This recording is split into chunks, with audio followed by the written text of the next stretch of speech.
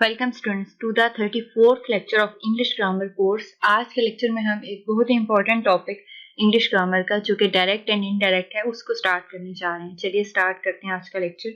सबसे पहले हम डायरेक्ट इनडायरेक्ट को देखने से पहले हम देखते हैं कि नरेशन क्या होती है। नरेशन एक्चुअली जो हम जिस वे में प्रेजेंट कर रहे होते हैं कि जो स्पीकर है उसने जो अपनी बात कही है उसको आप किस वे से रिप्रेजेंट कर रहे हैं उसको हम नरेशन कहते हैं। The act of reporting the words of speaker.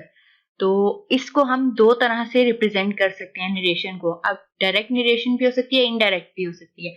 अब डायरेक्ट क्या है और इनडायरेक्ट क्या है इसको हम डिटेल में देखते हैं नेक्स्ट स्लाइड में। What is direct speech?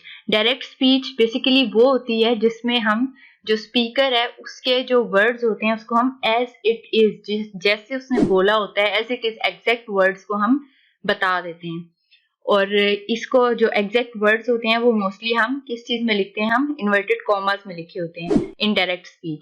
जब एलन जो है मीन पूछता है टोनी से व्हाट आर यू डूइंग, तो आगे से जो टोनी है वो कहता है दैट आई एम स्टडीइंग। तो अब अगर एलन जो है वो अगर बताना चाहता है या रिपोर्ट करना चाहता है कि टोनी ने क्या कहा है, तो वो मीन अगर उसको डायरेक्ट रिपोर्ट करना चाहता है तो वो किस तरह करेगा? टोनी सेड, आगे कॉमा, देन इन्वर्टेड कॉमास में जो उसने बात कही है वो as it is that I am studying उसने लिख दी। तो इस तरह की जो इस तरह लिखी गई जो हमारे पास होते हैं ये सेंटेंसेस या नरेशन, उनको हम डायरेक्ट जो होते हैं ना वो कहते हैं डायरेक्ट स्पीच कहते हैं। और इसमें भी हमारे पास दो पार्ट्स होते हैं, एक रिपोर्टिंग स्पीच होती है और एक रिपोर्टेड स्पीच होती है।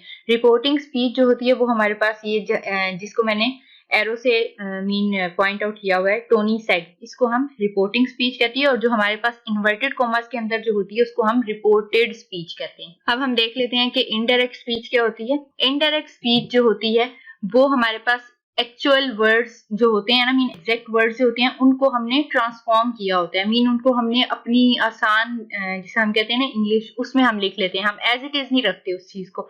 और ऐसा हम क्यों करते हैं? मीन जब हम डायरेक्ट बात भी कह सकते हैं, हम इनडायरेक्ट क्यों यूज करते हैं?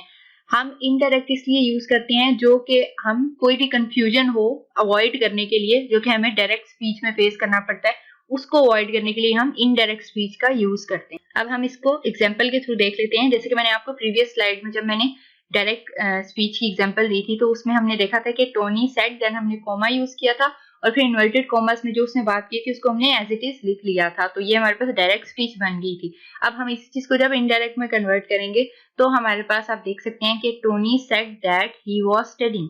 सबसे पहली चीज जब हमने इसको डायरेक्ट में कन्वर्ट किया तो हमने कॉमा जो था उसको रिमूव करके उसकी जगह दैट यूज कर लिया। अब फिर उसके बाद हमने जो हमारे पास इन्वर्टेड कॉमर्स थे उसको हमने खत्म कर दिया इनडायरेक्ट स्पीच में। और तीसरी चीज ये कि हमारे पास जो टेंस होता है वो चेंज हो जाता है। मीन ऊपर हमारे पास कौन सा था? प्रेजेंट कॉन्टिन्यूअस टेंस था और नीचे हमने उसको पास्ट कॉन्टिन्यूअस टेंस में कन्वर्ट कर दिया। अब हम देख लेते हैं इन दोनों में डिफरेंसेस क्या थे। डायरेक्ट स्पीच में हमारे पास एग्जैक्ट वर्ड्स ऑफ स्पीकर होते हैं, नो चेंज इन टेंस, हमारे पास टेंस में चेंज नहीं होता।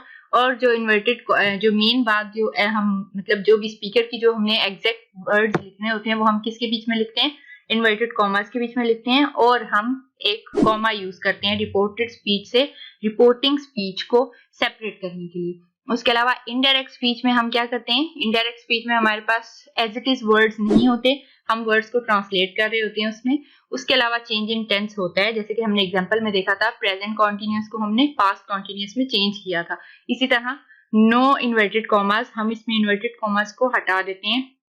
और यूज ऑफ कंजंक्शन जो हमने डायरेक्ट स्पीच में जहां हमने कॉमा यूज किया था रिपोर्टिंग को रिपोर्टेड स्पीच से अलग करने के लिए, तो हम यहाँ पे इनडायरेक्ट में वहां पर दैट का इस्तेमाल करते हैं। That's all for today's lecture. Next lecture में हम इसको डिटेल से देखेंगे। दिए गए क्वेश्चन का करेक्ट आंसर कमेंट बॉक्स में जरूर टाइप करें। अगर वीडियो अच्छी लगे तो वीडियो को लाइक करना और चैनल को सब्सक्राइब करना मत भूलिएगा। Thank you.